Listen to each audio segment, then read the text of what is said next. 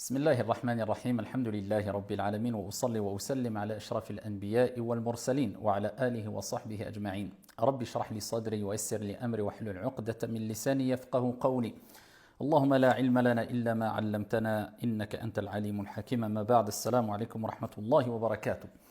Alors on va commencer l'explication, le commentaire d'un nouveau livre, un livre excellent dans son domaine. Plus d'un savant ont recommandé ce livre-là, livre Mubarak, puisqu'encore une fois, c'est un livre qui a traversé les siècles jusqu'à notre jour. Et alhamdulillah, énormément de croyants, de musulmans, de musulmanes ont profité des bienfaits de ce livre. Ce livre est intitulé Rawdatul Uqala wa Nuzhatul Fudala de l'imam Mohammed ibn Hibban al-Busti, rahmatullahi alayh, né en 270 de l'Hégire. Il a écrit ce livre-là qu'on peut traduire par Rawdatul Uqala, le jardin des gens doués de raison, de bon sens, d'intelligence, ou bien le jardin des sages. C'est un livre qui a été aussi traduit en langue française.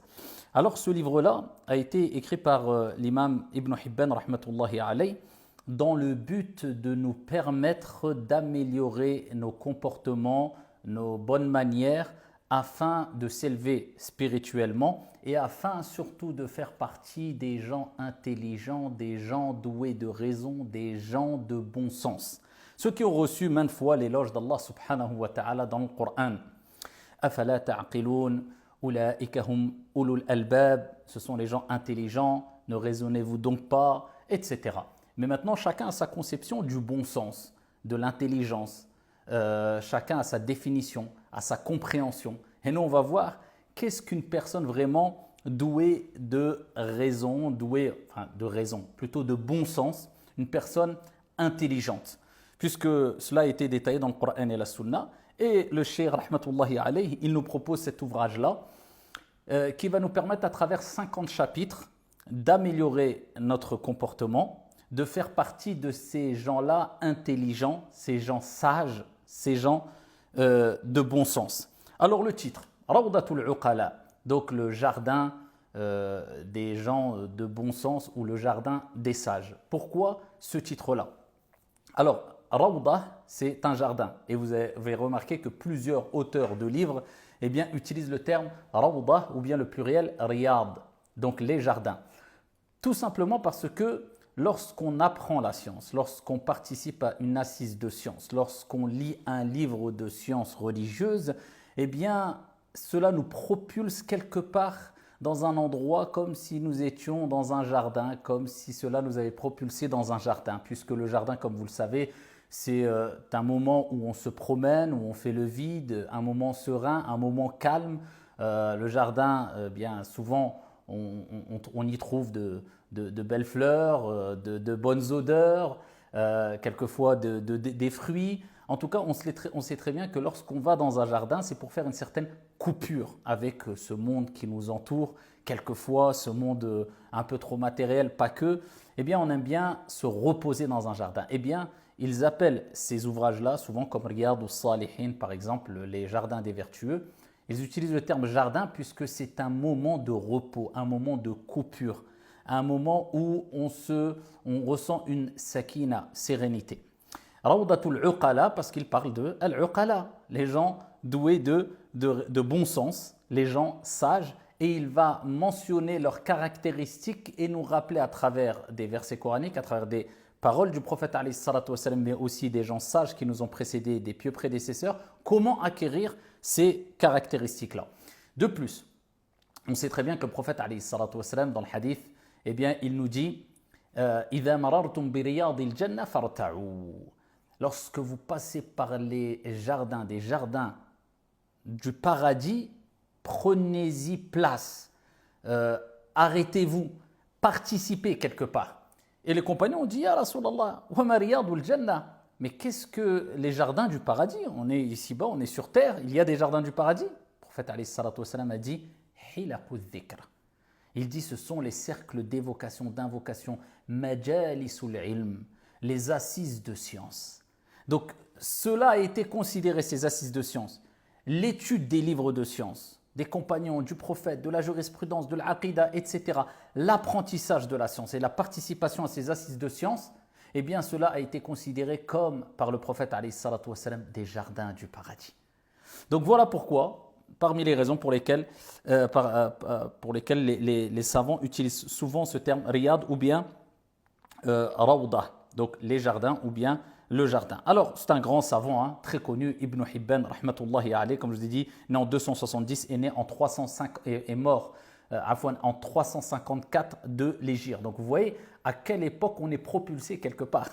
On va très loin en arrière. Et avec cela, vous allez voir, il y a des paroles très étonnantes que va dire ici l'imam Ibn Hibban, rahmatullahi alayhi. Et on se dit, mais qu'aurait dit l'imam Ibn Hibban s'il avait été présent à notre époque. Hadith wa la haraj. Et donc ici, il a eu plusieurs shuyur, dont ici l'imam al-Nasa'i, Ibn Khuzayma, et il est rapporté qu'il a eu plus de 2000 shuyur. 2000 shuyur. Rien d'étonnant.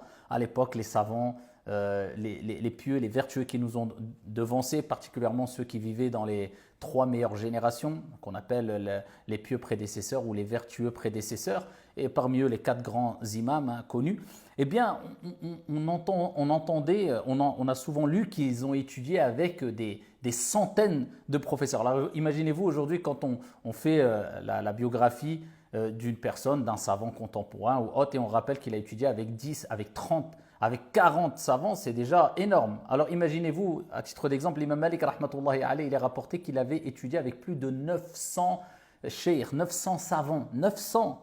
Déjà, où trouver le temps de rencontrer les 900 savants, étudier avec les 900 savants, dont il est rapporté qu'il a étudié avec plus de 300 de ces shuyur qui faisaient partie de tabi'in, des successeurs.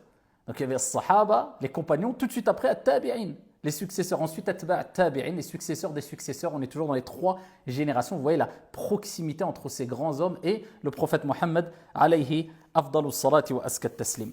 Et donc là, l'imam Ibn Hibban rahmatullahi alayhi, dans cet ouvrage-là, eh bien, il nous rappelle comment atteindre quelque part l'intelligence, comment faire partie des gens de bon sens, comment réagir avec sagesse, être perspicace, être clairvoyant. Et ici, on rebondit sur un hadith où le prophète alayhi salatu wassalam nous rappelle ici quelle notion de l'intelligence on doit avoir, quelle compréhension, quelle définition quelque part. Alors je parle d'un point de vue religieux ici, spirituel. Le prophète alayhi salatu wassalam, dans le hadith rapporté par Al-Bayhaqi, lorsqu'il fut interrogé par un homme parmi les Ansar, qui lui a dit « Ya Rasulallah, quels sont les meilleurs des croyants ?» Le prophète alayhi salatu wassalam, il dit à cet homme-là, et il nous dit indirectement, ceux qui ont les meilleurs comportements. Et il poursuit en disant, quels sont les plus intelligents? Il dit, les plus intelligents, ce sont ceux qui se souviennent le plus de la mort et qui s'y préparent le mieux, ulaïka al-akiyas. Ce sont ceux-là, les gens de bon sens, intelligents, les gens sages, les plus sages. Donc on voit à travers ce hadith 2 points importants. Le bon comportement et se souvenir beaucoup de la mort, donc de l'au-delà, et de s'y préparer. C'est ce qui nous importe le plus. Ce n'est pas de vivre dans une anxiété, quelquefois un délire qui pousse, dans lequel sont certaines personnes, qui est qu'ils ne pensent qu'à la mort, ils ne veulent plus vivre et ils délaissent leur part de ce bas monde. Alors que le prophète lui-même, il disait « Rabbana atina fi dunya hasana wa fil akhirati hasana wa qina adhaban nar » Oh Allah, accorde-nous une part ici-bas, une belle part ici-bas, ainsi que dans l'au-delà, et préserve-nous du châtiment de l'enfer. Le prophète n'a jamais appelé à se couper complètement du monde, de sorte à ne plus avoir des temps de repos, de joie, s'amuser, vivre, travailler, se marier, etc. etc. Cela, ça s'appelle de l'excès. Et le prophète alayhi salatu wassalam a interdit de rentrer dans l'exagération, dans une forme d'extrémisme dans l'excès. Et donc ici, le prophète on voit que le prophète a parlé du bon comportement, c'est ce qui va être soulevé à travers cet ouvrage-là, au fur et à mesure des chapitres, et aussi du fait de penser à la mort, mais surtout de s'y préparer. Le but quand on pense à la mort, c'est pas de se couper complètement de ce bas monde, mais c'est de s'y préparer. Parce que si tu oublies la mort, eh bien tu oublieras de t'y préparer. Donc on pense à la mort pas pour rentrer dans une anxiété, une angoisse et se couper complètement du monde et nous rendre et avoir un comportement triste et angoissé. Donc le fait d'être trop dans l'exagération, la tristesse, l'angoisse, se couper du monde, etc., etc. Non, le but de penser à la mort, c'est de s'y préparer. Faut lire le hadith et le comprendre jusqu'au bout. Et le prophète alayhi salatu wassalam dit « Oulaïka al-akiyas » Ceux-là, ce sont les gens intelligents. Et donc, c'est ce qu'on va ici retrouver dans ce livre. Comment atteindre le bon comportement, comment penser à l'au-delà et comment s'y préparer à cette mort-là afin de rencontrer Allah Azza wa Jal alors qu'Allah subhanahu wa ta'ala est satisfait de nous et n'est pas en colère. Inch'Allah ta'ala. Alors, ici, il commence, on va faire simplement l'introduction et c'était surtout la présentation très rapide de cet ouvrage-là et on traitera toute la série, vous la retrouverez bien sûr toute la série sur votre plateforme Dini TV. Alors, Al-Mu'allif, ici, il commence par louer Allah subhanahu wa ta'ala comme les savants ont l'habitude de le faire, louer Allah subhanahu wa ta'ala, rappeler les qualités parfaites d'Allah subhanahu wa ta'ala, savoir que c'est l'unique, le dominateur suprême, c'est celui qui donne, c'est celui qui accorde, c'est celui qui reprend. Il rappelle al-uluhiyya wal-rububiyya wal-asma'i wal-sifat à travers son introduction et il atteste qu'il n'y a de divinité qu'un Dieu unique et que Mohammed est son envoyé. Donc ici je vous laisse avec la lecture de cette introduction. On va passer directement, incha'Allah ta'ala, au début des paroles du cheikh concernant cet ouvrage. Il dit « Amma ba'd » Alors, toute personne sensée l'aura bien compris, les temps ont changé. La profusion a laissé place à la rareté. La fraîcheur a disparu au profit de la flétrissure. Là où il y avait de la verdure, tout n'est plus que sécheresse et l'amertume a substitué à la suavité. C'est dans ce contexte que sont apparues des personnes qui prétendent être pleines de bon sens alors qu'ils font l'exact opposé de ce qu'exige la raison, à savoir agir selon ses passions et céder à ce que renferme leur cœur. S'ils font face à un problème, ils font de l'hypocrisie et de la flatterie. Al-mudahana, c'est-à-dire c'est le fait de cacher quelque chose et de ne pas vouloir le montrer. Donc ils se voilent la face quelque part, ils sont dans le déni et de la flatterie, la base même du bon sens. D'accord ? En temps de crise, ils placent l'élégance vestimentaire et l'éloquence à son sommet. Ils prétendent en sus que celui qui maîtrise ces 4 caractères qu'on a cités, donc l'hypocrisie, le fait de cacher quelque part la vérité, l'élégance vestimentaire et l'éloquence, est une personne censée digne d'être suivie, que celui qui déroge à l'un d'entre eux est un idiot à éviter. Alors le cheikh ici, il nous parle d'une situation très étonnante, puisqu'il cite cette situation qui existe à notre époque. Mais il cite cette situation qui existait à son époque, mais pas, qui n'avait pas atteint cette situation, cette forme d'égarement n'avait pas atteint le même degré que celui qu'a atteint notre époque, on le sait très bien. Donc qu'aurait dit le cheikh ? Là il dit ça, là on parle du cheikh qui a vécu des siècles derrière nous. Il faisait partie des gens qui ont vécu les meilleures des époques. Après l'époque des salafs, après l'époque des... Donc on se dit qu'aurait dit le cheikh s'il avait vécu, Al-Allama, le savant, s'il avait vécu à notre époque. Alors il dit, toute personne sensée l'aura bien compris, les temps ont changé. Donc c'est ce qui l'a poussé à écrire cet ouvrage-là. Il a vu que les comportements se sont altérés. On prend plus comme référence celui qui agit lors des problèmes avec une certaine hypocrisie, déni, qui joue sur l'apparence physique, le paraître et sur l'éloquence. Et c'est eux qui sont devenus, la référence. Et il dit, alors que ces gens-là agissent selon leur passion, leur désir. Et ici, le fait de ne pas écouter son cœur, mais quel type de cœur? On va en parler.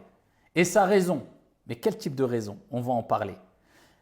Le cœur pur et la raison saine. Eh bien, le fait de ne pas écouter ton cœur pur et ta raison saine, eh bien, cela te poussera à écouter. Tu dois écouter dans tous les cas, mais écouter tes désirs et tes passions. Al-hawa. Tu dois suivre quelqu'un, tu dois suivre quelque chose. L'être humain a été créé comme cela. Soit tu suis la vérité, soit tu suis l'égarement.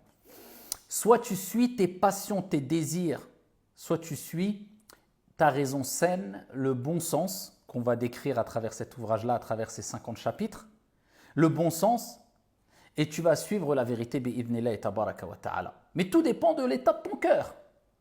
Alors, on parle de raison, al-aql, et on parle du cœur, al-qalb. Vous savez qu'il y a beaucoup de savants qui nous ont précédés, comme Ibn Hajar et d'autres, ils ont considéré que le siège de la raison était quelque part le cœur. Alors que bien sûr, scientifiquement, la plupart des scientifiques, là on parle d'un point de vue scientifique maintenant, je ne parle pas de spirituel, disent que le siège de la raison est le cerveau. Beaucoup disaient, d'un point de vue spirituel, le siège de la raison est le cœur. Dans tous les cas, peu importe, vu la différence qu'il y a, est-ce que le siège de la raison est le cerveau ou le cœur, d'un point de vue spirituel, on dit que la raison et le cœur sont liés directement. Ils sont connectés. L'un a un impact sur l'autre, de manière indéniable. Et ceux qui ont considéré que le siège de la raison était le cœur, ils ont argumenté cela par des versets coraniques. Et à titre d'exemple, le verset où Allah Azza wa Jalla dit وَلَقَدْ ذَرَأْنَا لِجَهَنَّمَ كَثِيرًا مِنَ الْجِنِّ وَالْإِنسِ. Et on a destiné un grand nombre de djinns et de ins en enfer. لَهُمْ قُلُوبٌ لَا يَفْقَهُونَ بِهَا. Allah il nous dit ils ont des cœurs, mais ils ne comprennent pas. Ah, donc ils comprennent. Allah il rappelle la liaison qu'il y a entre la compréhension, la raison et le qalb. Lahum qulubun, ils ont des cœurs, mais ne comprennent pas. Walahum a'yunun la yubassiruna biha, ils ont des yeux, mais ils ne voient pas. Walahum adhanun la yasma'una biha, et ils ont des oreilles, mais n'entendent pas. C'est-à-dire qu'ils utilisent leur vue, ils utilisent leur cœur, ils utilisent leurs oreilles, mais à un mauvais escient. Donc ils voient, mais ils ne voient pas vraiment. D'ailleurs, Allah Azza wa Jalla dit dans le Coran, dans un autre verset coranique, ce ne sont pas les regards qui s'aveuglent, mais ce sont les cœurs qui sont dans les poitrines. Donc c'est pour cela que celui qui a un cœur corrompu aura une raison corrompue et il ne raisonnera pas sainement. Et on ne pourra pas le considérer comme quelqu'un de bon sens. C'est-à-dire que ses avis, ses décisions, sa compréhension sera souvent erronée. Quelque part, il sera à côté de la plaque. Bien qu'il ait persuadé, lui, qu'il est dans le vrai. Tout dépend de quoi? Son cœur. Lahum qulubun la yafqahuna biha, puisque leur cœur a été entaché par les maladies du cœur. L'hypocrisie, la jalousie, la haine, etc., etc. Toutes les maladies du cœur, et particulièrement, bien sûr, de manière générale, nous disons les péchés. Et vous savez, le prophète alayhi salatu wassalam a dit, à chaque fois qu'une personne, un croyant, commet un péché, eh bien, il y a un point noir qui s'inscrit dans son cœur jusqu'à ce qu'il persiste dans le péché et son cœur se retrouve recouvert par cette noirceur, wal'iyadu billah. Donc, ça aveugle quelque part sa compréhension.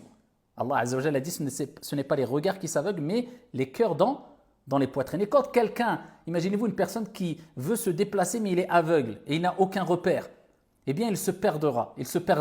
Eh bien c'est la même chose pour celui qui a un cœur ici qui est aveuglé. Il réagira comme une personne qui ne voit pas clair, donc sans clairvoyance. Et c'est pour cela que vous voyez ceux qui ont des maladies dans leur cœur agissent, se comportent sans clairvoyance. Pourquoi ? Parce qu'ils ont le cœur corrompu, le cœur malade, et ils ont suivi leur passion plutôt que la raison saine, le bon sens et la lumière. Donc ici, il parle de ces gens-là, et c'est ce qui est devenu ici référence actuellement, malheureusement. On a pris beaucoup comme référence des gens qui sont plus dans le paraître que dans l'être sincère, que dans la véracité, que dans la piété. Quelles sont nos références? Quelqu'un qui est bien habillé, quelqu'un qui est éloquent, cela nous suffit pour être subjugué et aveuglé et vouloir écouter et avaler toutes ces paroles? Oui ou non? Donc il faut faire preuve de bon sens. Et il dit, c'est en voyant la lie de ce monde se laisser duper par leurs actes et leurs imbéciles, marcher sur leurs pas, sur les pas de telles personnes, que j'ai décidé de rédiger un petit ouvrage, donc recueil de paroles bienveillantes indispensables au quotidien des personnes sensées pour qu'ils comprennent l'environnement de leur époque. Ce livre leur servira de rappel en leur présence et de soutien en leur absence. Une fois que tu as acquis la science, même quand tu es loin du livre qui t'a permis ou du professeur qui t'a permis d'acquérir cette science, quand tu l'as maîtrisée, quand tu l'as en toi, elle t'est toujours bénéfique. Ce livre leur servira de rappel en leur présence et de soutien en leur absence. Celui qui mettra ses principes en pratique dépassera ses semblables et celui qui le gardera en mémoire surpassera ses camarades. Il fera office de fidèle compagnon dans les moments de solitude et de protecteur dans les instants d'isolement. S'il le préfère à son meilleur ami, il ne regrettera pas son choix. Et si sa lecture finit par lui faire oublier ses compères, elle lui vaudra d'être au-dessus de ses contemporains. Donc ici, il rappelle que ce livre-là, qu'il a exposé de manière brève et concise, d'accord, ce n'est pas un livre qui est très long, c'est 50 chapitres, mais chapitres très courts, bref et concis, permettra à celui qui l'a acquis, compris, maîtrisé, qu'il a en soi, eh bien, lui permettra de trouver un réconfort, un soutien, même quand il n'est pas en présence de ce livre-là, encore une fois, quand tu as maîtrisé le livre que tu étudies de manière générale, et particulièrement ce livre-là et toutes les qualités qu'on va exposer. Et il termine, j'y expose des qualités auxquelles la personne censée doit avoir recours et les défauts qu'elle doit éviter. C'est ce qu'on va voir à travers les 50 chapitres, tout en visant intentionnellement la concision et en évitant la prolixité. Donc voilà, il y a quelquefois, il a évité qu'il y ait beaucoup de répétitions. Quelquefois, je peux être amené à sauter quelques petits passages, d'accord, qui ont déjà été cités pour que cela soit le plus léger possible et accessible à tous, incha'Allah ta'ala. Donc ces chapitres sont accompagnés aussi de vers qu'ont cantonné certains pieux, certains sages, qu'on citera incha'Allah ta'ala. Mon objectif est qu'il soit digeste pour les lecteurs et compréhensible pour les auditeurs. Le fait est que toute longueur excessive est inutile. Khayrul kalami ma qalla wa dal, les meilleures des paroles sont celles qui sont brèves et concises. Toute tentative d'étaler tout ce que la prose et la poésie proposent est vaine, mais celui qui ne prétend pas l'exhaustivité par le verbiage a le mérite de contenter par la brièveté. Et il termine, c'est Allah qui accorde la rectitude et c'est lui qui inspire la droiture et à lui que j'implore d'assainir mon fort intérieur et de ne pas tenir compte de mes péchés. Il est prodigue, généreux, compatissant et miséricordieux. Donc ici le Cheikh Al-Allama Ibn Hibban Al-Busti rahmatullahi alayh nous a fait une brève introduction pour nous préparer à aborder ces 50 chapitres-là qui nous permettront, incha'Allah ta'ala, de faire partie de Al-Uqala, les gens de bon sens, les gens sages, les gens perspicaces, wa billahi at-tawfiq. Et on va commencer, incha'Allah ta'ala, cette série avec le premier chapitre sur les mérites de l'observation stricte du bon sens. Donc on va parler vraiment un peu plus dans les détails du bon sens. Et la description de la personne sensée, qui sont les personnes sensées, sages et raisonnables à la lumière de Al-Qur'an et la sunna du prophète alayhi salatu wassalam, ainsi que des vertueux qui nous ont précédés. Wa billahi tawfiq, wallahu a'lam, walhamdulillahi rabbil alamin.